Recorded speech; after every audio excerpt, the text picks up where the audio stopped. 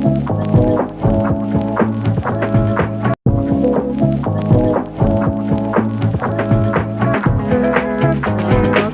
This is Andrea and Gregory Martin, and you are listening to the Direct Impact Podcast. We are having a candid conversation about sleep and why does sleep matter?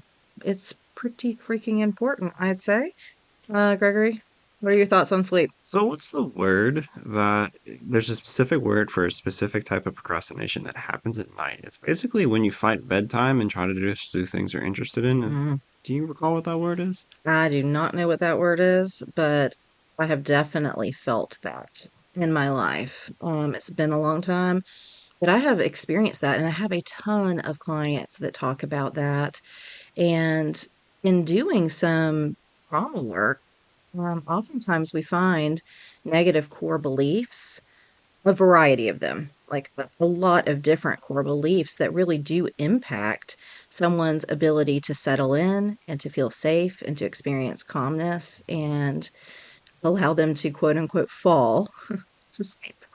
So, I mean, I do. I believe that trauma impacts sleep. I believe it impacts sleep cycles. We obviously know what it does to dream cycles and dream states.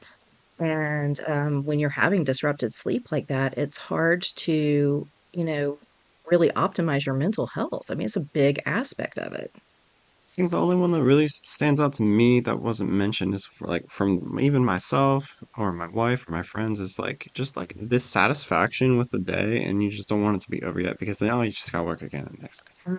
Ooh, yeah, that sounds horrible. day. Um, I just feel like that's an opportunity to really kind of like look at our lifestyle. Mhm. And we often like start to blame the elements instead of like the bigger picture issue, Right. which is, not prioritizing the things that matter most. And when we don't prioritize or take time out for the things that matter most, we feel like the day just repeats itself over and over. It's like I go to work, go home, I Hmm. sleep, and I do it all over again. And yeah, that's a recipe for burnout.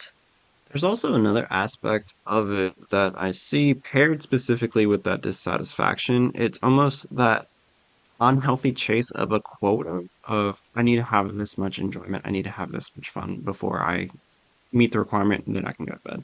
Mhm, mhm. Yeah. And I can think of a few personality types that might have that thought process.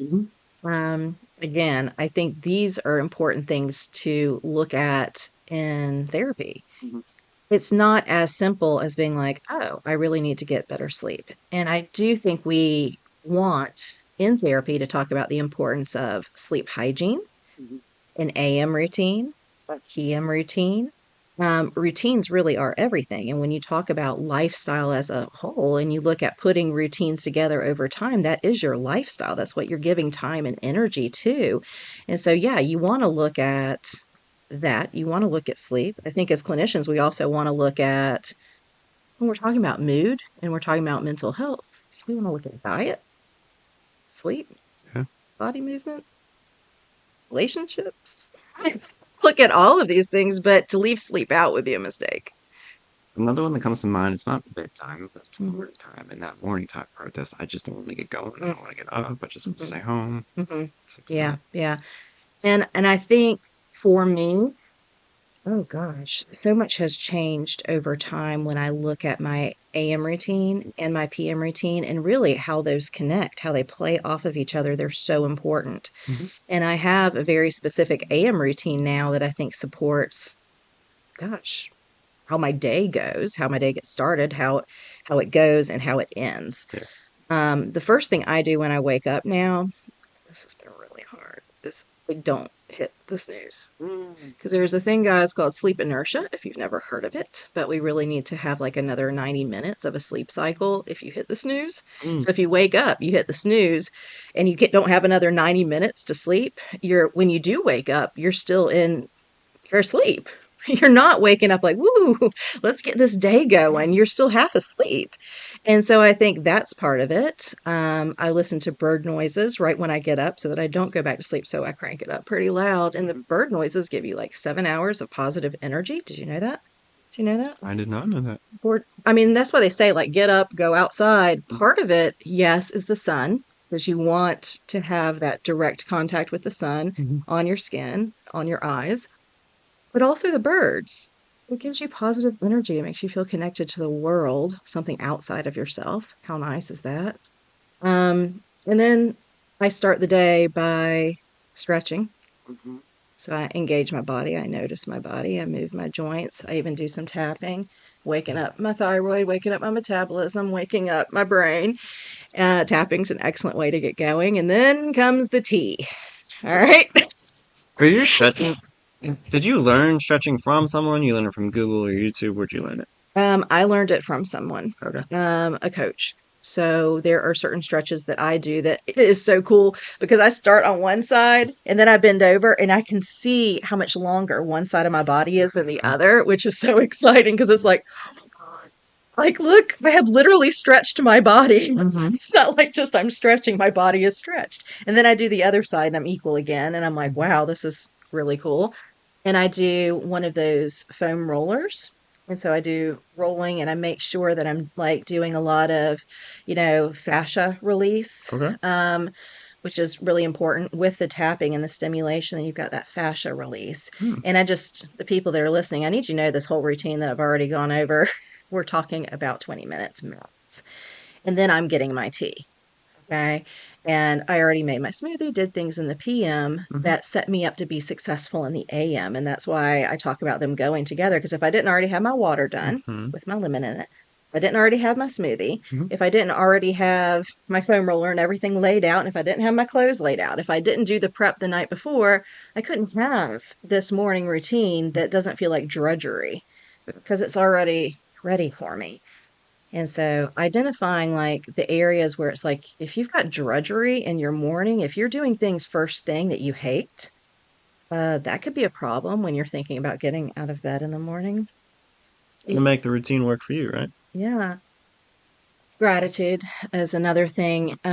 It's a practice that I have also in the PM, but because then I reflect on what I've been grateful for that day. I Mhm. try to be as specific as possible, but when I wake up, I just do three quick things. And for the first time after 40 plus years of my life, I can say that I'm grateful for and excited about the day ahead of me. And it used to not feel that way. That's amazing. Yeah. So, why do you think sleep's important for your clients? What do you see? Sleep, I always had it hammered home to me, even in my master's degree. It's sleep and food. So very important as indicators of mental health. Like Absolutely. whether it's overcompensating, eating too much, or even restricting yourself, not eating at all, eating very little, right? And Mhm. then that thus affects your sleep too. And then you get find yourselves in cycles, right? Absolutely. And with nutrition, Hmm. I have found whether you're over or under eating, paying attention what you put in your body is the most important thing when it comes to mental health and well-being, Hmm. because gut health is so important, Yeah. just like our sleep health. And so, like, what are we feeding our gut? Is that gut healthy and providing us with good, fresh, new information? Hmm. Um, and then also how that affects our sleep, because if we're not getting serotonin, if we're not getting GABA, if we're not getting all of the things that we need Hmm. for us to want to fall to sleep, we're going to struggle at nighttime. Yeah. Yeah.